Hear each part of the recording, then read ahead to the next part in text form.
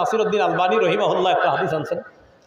এই হাদিসের মধ্যে আসছে আর রিবা ইসনানে ওয়া সাবঈনা বাবা, ইসনানে ওয়া সাবঈনা বাবা। রাসূলুল্লাহ সাল্লাল্লাহু আলাইহি সাল্লাম বলেন সুদের ৭২টা শাখা। আদনাহা ইতিয়ানুর রাজুলি উম্মা, সবচাইতে নিম্ন শাখা হলো কোনো ব্যক্তি তার মায়ের সাথে অবৈধ সম্পর্কে জড়িয়ে পড়া। ওয়া আরবার রিবা ইস্তিতালাতুর রাজুলি ফি ইরজিল মুসলিমি বিগাইরি হক, সবচাইতে বড় শাখা, সবচাইতে বড় অপরাধ, সুদের সবচাইতে বড় শাখা কোন মুসলমানের অন্যায়ভাবে সম্মান হানি করা। বলেন সুদের সবচাইতে নিম্ন শাখা কি? আপন মায়ের সাথে ব্যভিচার করা। মানে সুদের যে অপরাধগুলো হতে পারে এর মানে সবচেয়ে নিম্ন অপরাধ এটার সাথে তুলনা করছে। আর সবচেয়ে বড় অপরাধ কোনো মুসলমানের সম্মান হানি করা। তো রাসূল বলেন ক্ষেত্র বিশেষ সুদ খাওয়া যতটা অপরাধ, এর চেয়ে বড় অপরাধ কোনো মুসলমানের সম্মান হানি করা। আল্লাহ আমাদেরকে হেফাজত করেন। এটা হলো সুদের ভয়াবহতা, সুদের ক্ষতি। এখন আমরা জানবো, বলেন সুদের ক্ষতি।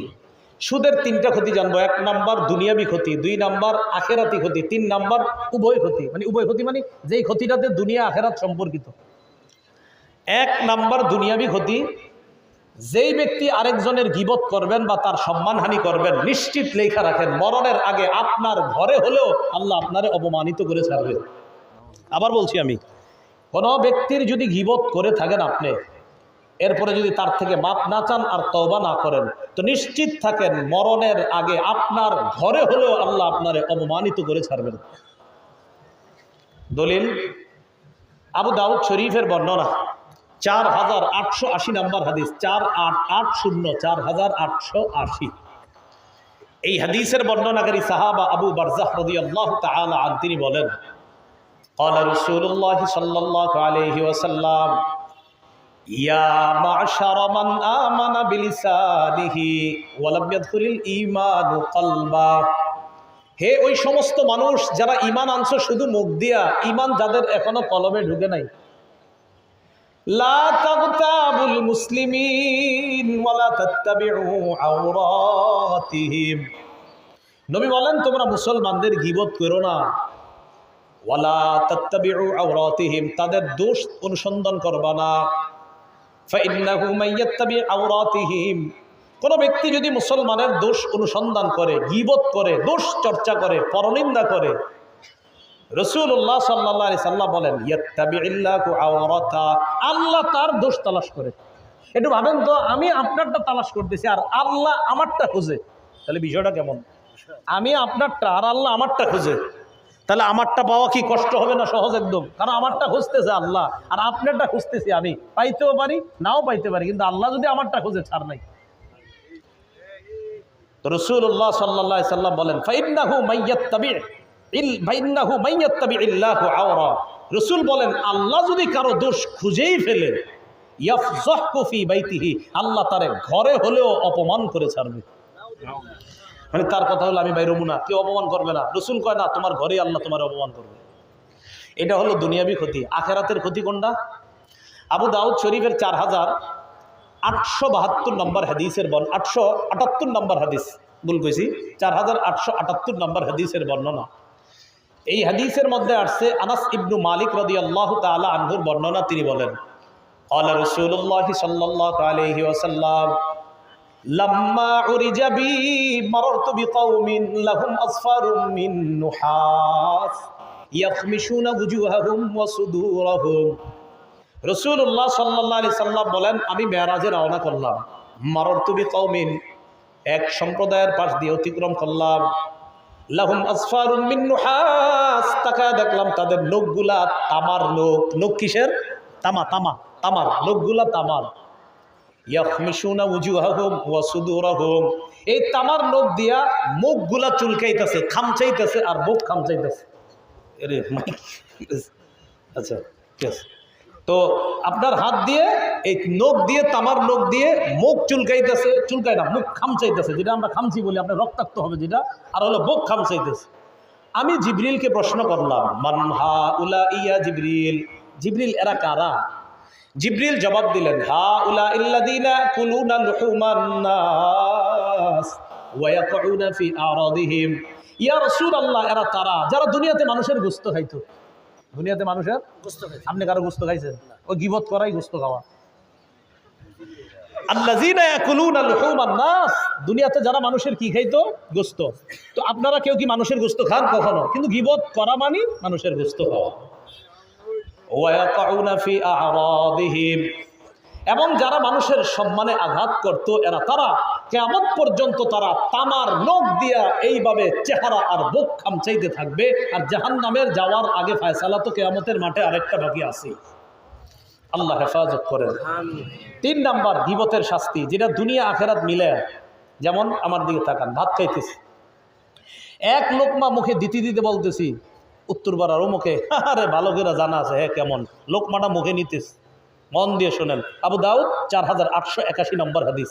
রাসূলুল্লাহ সাল্লাল্লাহু আলাইহি সাল্লাম বলেন, মান আকালা বিরাজুলিন মুসলিমিন আকলাতান, কোনো ব্যক্তি যদি কোনো মুসলমানের দোষ বলতে বলতে এক লোকমা মুখে নিচ্ছে, মানে লোকমাটা মুখেও নিতেছে, দোষও বলতেছে, কে ও মুখে, আরে জানা আছে, এটা কইতে কইতে এক লোকমা মুখে নিচ্ছে।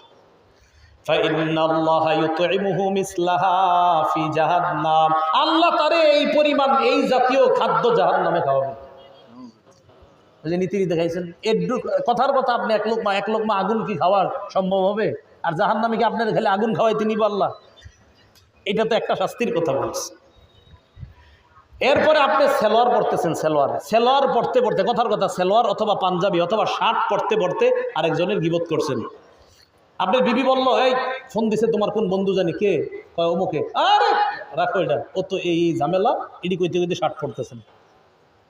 রাসূলুল্লাহ সাল্লাল্লাহু আলাইহি সাল্লাম বলেন, ওয়ামান কুসিয়া বিরাজুলিন সাওবা, কোনো ব্যক্তির পোশাক পরানো করা, মানে কোনো ব্যক্তিকে পোশাক পরিধান করানো হচ্ছে, অথবা কোনো ব্যক্তি পোশাক পরতেছে আরেক ব্যক্তির গীবত করতেছে পোশাক পরতে পরতে, ফাইন্নাল্লাহা ইয়াকসুহু মিসলাহু ফি জাহান্নাম, আল্লাহ তাআলা জাহান্নামে আগুনের পোশাক পরায় দিবেন।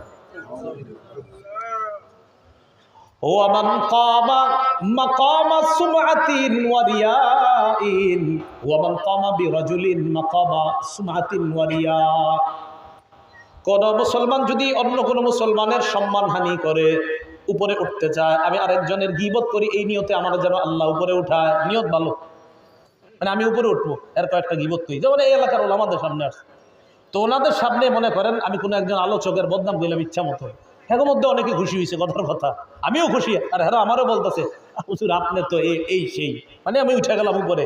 রাসূল বলেন, ইয়াকুমুল্লাহু বিহি মাকামা সুমআতিন ওয়া রিয়াইন, কিয়ামতের ময়দানে আল্লাহ পাক রব্বুল আলামিন ওকেও এইভাবে ভয়ঙ্কর ভাবে দুনিয়াতে যেমন দেখাইছে, হাজার হাজার মানুষের সামনে আল্লাহ দেখায় তাকে জাহান্নামে নিক্ষেপ করে।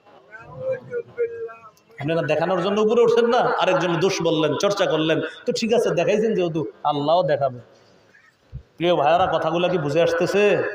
এই হলো গীবতের শাস্তি। এখন আমরা জানবো গীবতের স্তর। কি জানবো বলেন তো? স্তর। গীবতের 4টি স্তর। বলেন কয়টি?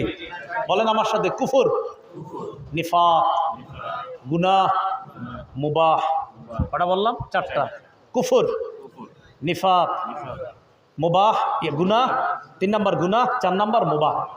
1 নাম্বার, যেই গীবত হারাম, এই হারাম গীবতকে কেউ যদি হালাল মনে করে কুফরি। যেই গীবত হারাম এটারে যদি কেউ হালাল মনে করে কুফরি হবে। 2 নাম্বার নিফাক। নিফাক মানে হলো, এটা তো সহজ বিষয়, আপনার একজন আরেকজনের মাঝে আপনার প্যাঁচ লাগানো, ভিতরে একটা উপরে আরেকটা, যেটা নিফাক আমরা সহজে বুঝি। আপনারে সামনাসামনি খুব প্রশংসা করি, আড়াল গেলেই আপনার গীবত করি আমি, নিফাক। 3 নাম্বার গুনাহ। গুনাহ কোনটা? যেই গীবত আমরা মুখে বলি, অর্থাৎ যেটা আল্লাহ হারাম করেছেন, যেটা কোরআনে আল্লাহ নিষেধ করেছেন, এই গীবত যদি আমরা করি এটা গুনাহ। 4 নাম্বার মুবাহ বা বৈধ। বৈধ কোনটা? কোনো ব্যক্তি আপনাদের এলাকায় এসে বেদাত প্রচার করে, আপনাদের এলাকাবাসীরে বাজারে সেজদা দিতে বলে, আল্লাহ ছাড়া অন্য কাউরে সেজদা দেওয়া শিখায়, তার ব্যাপারে ওলামায়ে কেরাম আপনাদের সামনে দোষ ত্রুটি বর্ণনা করা, এটা মুবাহ না শুধু ওয়াজিব? বলেন এটা কি? এটা আর গিবত হবে না। আপনারা কি করেন, ইউটিউবে লিখে দেন, আবার দেখেন এক হুজুর আরেক হুজুরে গিবত করছে, আন্দাজি কথা। একজন হক্কানি আলেম পাশে এক বেদাত হুজুরে দিয়ে বললেন যে উনি ওনার গিবত করছে। অসম্ভব, আপনি দিলে হবে নাকি? এক পাশে অলিপুরি সাহেবের ছবি দিলেন, আরেক পাশে এক বেদাতির ছবি দিয়ে বললেন যে হুজুরে তার গিবত করছে। না, হুজুরে গিবত করে নাই, উম্মতরে বাঁচাইছে। এটা বাঁচানো উম্মতকে, বেদাতি প্রকাশ করে দেওয়া, এটা গিবতের পর্যায়ে না, এটা ওয়াজিব, এটা বলতে হবে। কি কথা বুঝে আসছি নি? তো গিবতের 4টি স্তর জানলাম। আল্লাহ আমাদের সকলকে যে হারাম গিবত, গুনার গিবত যেটা নেফাকি বা কুফরি, এটা তো কুফরি, তো এটা আলাদা একটা ইয়া গেছে। হারাম যেটা, এটা থেকে আল্লাহ আমাদের সকলকে হেফাজত করেন। গিবত থেকে বাঁচার উপায় কি? গিবত থেকে বাঁচার উপায় মন দিয়ে বুঝেন, যে গিবতের গুনাহ থেকে আপনি বাঁচতে চান, মরার আগে গিবতের গুনাহ থেকে পরিত্রাণ নিয়ে কবরে যাইতে চাইতে সবাই, উপায় কি? উপায় হলো, যার গিবত করছেন, আপনার যদি মনে হয় যে তিনি জেনে ফেলছে আপনি যে তার নামে গিবত করছেন, তো তার কাছে গিয়ে মাপ চাইতে হবে। কারণ আমি গিবত করলাম, এখন আপনিও জেনে ফেলছেন আপনার নামে আমি গিবতটা যে করছি, তো আপনার কাছে গিয়ে মাপ চাইতে হবে। এটা হলো প্রথম নিয়ম। হ্যাঁ, আমি যার গিবত করছি তিনি যদি না জানে, তাহলে তার কাছে আর মাপ চাওয়া দরকার নাই, আল্লাহর কাছে মাপ চাইলে আল্লাহ মাফ করে দিবেন। এবার আমরা জানবো গিবতের গন্ধ পাওয়া যায় এরকম আমরা গিবত সহ মোট 8টা শব্দ শিখবো। কয়টা? বসেন, আর গুরুত্বপূর্ণ কথা রয়ে গেছে। গিবতের গন্ধ পাওয়া যায় এরকম কয়টা শব্দ শিখবো? 8টা। 1 নাম্বার বলেন গিবত, আচ্ছা বাংলা বলেন পরনিন্দা। 2 নাম্বার মিথ্যা রটনা। 3 নাম্বার অপবাদ। 4 নাম্বার চুগলখুরি। 5 নাম্বার হুমাজা, বলেন হুমাজা। 6 নাম্বার লুমাজা। 7 নাম্বার দ্বিমুখী, বলেন দ্বিমুখী। 8 নাম্বার ব্যঙ্গ করা। 8 নাম্বার কি করা? সবগুলোর মধ্যে গিবতের ইয়া পাবেন। 1 নাম্বার গিবত মানে পরনিন্দা। 2 নাম্বার ইফকুন মানে মিথ্যা রটনা করা। ইফকুন পবিত্র কোরআনে আছে। আম্মাজান আয়েশা সিদ্দিকা রাদিয়াল্লাহু তাআলা আনহার ব্যাপারে মুনাফিকরা যখন মিথ্যা রটনা করলো, আল্লাহ বললেন হাদা ইফকুম মুবিন, এটা স্পষ্ট একটা মিথ্যাচার। 3 নাম্বার বুহতান। বুহতান মানে হলো অপবাদ। আল্লাহ পবিত্র কোরআনে বলে দিয়েছেন হাদা বুহতানুন আযীম। আম্মাজান আয়েশার ব্যাপারে মুনাফিকরা যে কাজটা করছে, এটা বিশাল বড় একটা অপবাদ।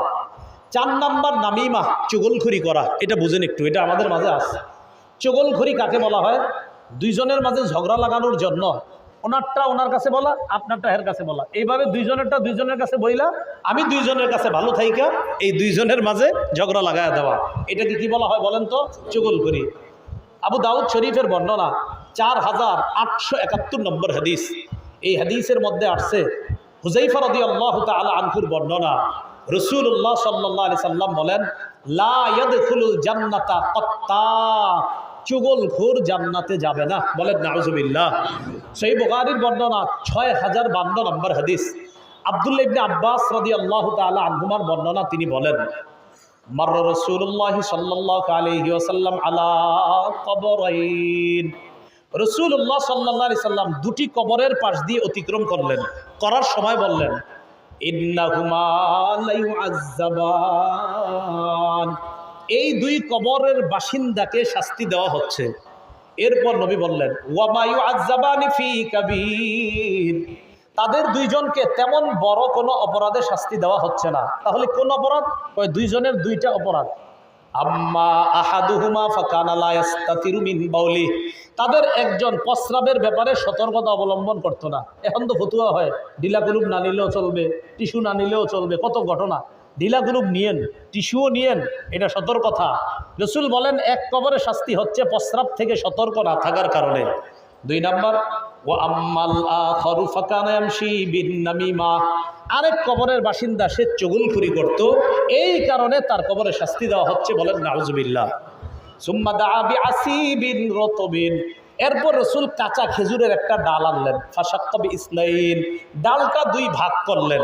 করার পর একটা ডাল এক কবরের উপর বসায়া দিলেন, আরেক কবরের উপর বসায়া দিলেন। এরপর বললেন, লাআল্লাহু ইউখাফফাফু আনহুমা মা লাম ইয়াইবাসা, এই 2টা কাঁচা ডাল শুকানোর আগ পর্যন্ত আশা করা যায় তাদের শাস্তি আল্লাহ কিছুটা লাঘব করে দিবেন, সহজ করে দিবেন। তাহলে বলেন তো 2 কবরের 1 কবরওয়ালারে কেন শাস্তি দিচ্ছে? চুগলখড়ি। কি কারণে বলেন তো? চুগলখড়ি। আল্লাহ আমাদেরকে হেফাজত করেন। 5 নাম্বার দ্বিমুখী আচরণ, মনে আসেনি? এটা যদিও সাথে বলছিলাম, আচ্ছা 5ই নিয়ে আসি আমরা। 5 নাম্বার দ্বিমুখী আচরণ। চুগলখড়ির সাথে দ্বিমুখী আচরণের অনেকটা সম্পর্ক আছে। দ্বিমুখী আচরণকে আরবিতে বলা হয় জুল ওয়াজহাইন। বলেন তো, দুই মুখওয়ালা, মানে দ্বিমুখী আচরণ করে যে। আবু দাউদ শরীফের বর্ণনা 4872 নম্বর হাদিস। এই হাদিসের বর্ণনাকারী আবু হুরায়রা রাদিয়াল্লাহু তাআলা আনহু তিনি বলেন, عن أبي هريرة رضي الله تعالى عنه أن النبي صلى الله عليه وسلم قال আবু হুরায়রা রাদিয়াল্লাহু তাআলা আনহুর বর্ণনা, রাসূলুল্লাহ সাল্লাল্লাহু আলাইহি ওয়াসাল্লাম বলেছেন, কি বলেছেন? মিন শাররিন নাস যুল ওয়াজহাইন, মানুষের মাঝে সবচেয়ে নিকৃষ্ট ওই ব্যক্তি, যেই ব্যক্তি দুই মুখওয়ালা, দ্বিমুখী আচরণ যার মাঝে আছে, সে সবচেয়ে নিকৃষ্ট। আল্লাযী ইয়াতিহা উলাই বিওয়াজহিন ওয়া হাউলাই বিওয়াজহিন, এক চেহারা নিয়ে তাদের কাছে আসে, আরেক চেহারা নিয়ে তাদের কাছে যায়। এই দ্বিমুখী নীতি যার মাঝে, দ্বিমুখী আচরণ যার মাঝে স্বভাব, রাসূল সাল্লাল্লাহু আলাইহি সাল্লাম বললেন মানুষের মাঝে সবচেয়ে নিকৃষ্ট তারা। আল্লাহ আমাদেরকে এই দ্বিমুখী আচরণ থেকে বাঁচার তৌফিক দান করেন। এই যে আপনার বললাম যার দুই মুখ, তার ব্যাপারে আরেকটা বর্ণনা শোনেন। আবু দাউদ শরীফের 4873 নম্বর হাদিস। এই হাদিসের মধ্যে আসছে রাসূলুল্লাহ সাল্লাল্লাহু আলাইহি সাল্লামের সাহাবী আম্মার রাদিয়াল্লাহু তাআলা আনহুর বর্ণনা, তিনি বলেন, عن عمار رضي الله تعالى عنه قال قال رسول الله صلى الله عليه وسلم من كان له وجهان في الدنيا كان له يوم القيامة لسانان من نار। রাসূলুল্লাহ সাল্লাল্লাহু আলাইহি সাল্লাম বলেন, দুনিয়াতে যার দুইটা মুখ, যে দ্বিমুখী নীতিতে দুনিয়াতে চলে, মানে খালি উল্টা পাল্টা। এই দ্বিমুখী মানে এই যাদের কাছে যায় এখানেও খারাপ কিছু করে, আরেক দলের কাছে যায় এখানেও খারাপ কিছু করে। এই দ্বিমুখ নিয়ে, যে দুইটা মুখ নিয়ে চলে, কিয়ামতের ময়দানে তার দুইটা জাহান্নামের আগুনের চেহারা হবে। আনার লিসানান, তার দুইটা আগুনের জিহ্বা হবে। জিহ্বা, চেহারা না। কিয়ামতের ময়দানে ওই যে জিহ্বা দিয়ে দ্বিমুখী আচরণ করত, কিয়ামতের ময়দানে আগুনের দুটি জিহ্বা হবে তার। বলেন নাউজুবিল্লাহ। এবার একটু ভাবেন, এই স্বভাব যাদের মাঝে, যে আমি এই দলের কাছে গিয়েও উল্টা পাল্টা বলি, ওই দলের কাছে উল্টা পাল্টা, তো নিজেরে ভাবেন যে কিয়ামতের মাঠে আমার যদি আগুনের দুটো জিহ্বা থাকে কিরম দেখা যাবে। এগুলো 5 নাম্বার। 6 নাম্বার হুমাজা, 7 নাম্বার লুমাজা। হুমাজা কাকে বলে? আল্লাযী ইয়াগতাবু, যে ব্যক্তি গীবত করে, ওয়াতানু ফি ওয়াজহির রাজুল, মুখের উপরে দোষ ত্রুটি বইলা অপমান করে দেয়, মুখের উপরে দোষ ত্রুটি বইলা অপমান করে দেয়, এটাকে বলে হুমাজা। লুমাজা কাকে বলে? আল্লাযী ইয়াগতাব, যে ব্যক্তি মানুষের গীবত করে, মিন খালফিহি ইযা গাবা, কোনো ব্যক্তি অনুপস্থিত থাকলে যখন গীবত করে তাকে বলে লুমাজা। আজকে থেকে হুমাজা লুমাজা শিখেন। হুমাজা সামনাসামনি অপমান করলে, লুমাজা পিছনে অপমান করলে। বলেন তো, সামনাসামনি অপমান করলে কি বলা হয়? পিছনে অপমান করলে কি বলা হয়? লুমাজা। এই হলো এই লুল্লি কুল্লি হুমাজাতিল লুমাজা। হা হা। আল্লাযী ইয়াগতাবু, হুমাজা মানে আল্লাযী ইয়াগতাবু, যে গীবত করে, হয় তানু ফি ওয়াজহির রাজুল, মুখের উপরে বলে দেয়, সমালোচনা করে, দোষ ত্রুটি করে। আর লুমাজা হলো আল্লাযী ইয়াগতাবু মিন খালফিহি ইযা গাবা, অনুপস্থিত থাকলে কোনো ব্যক্তির গীবত করা, এটা লুমাজা। 8 নাম্বার জানি কি? ব্যঙ্গ করা। শাতমুন, শাতমুন মানে ব্যঙ্গ করা। বলেন শাতমুন। এই শাতমুন মানে ব্যঙ্গ করা।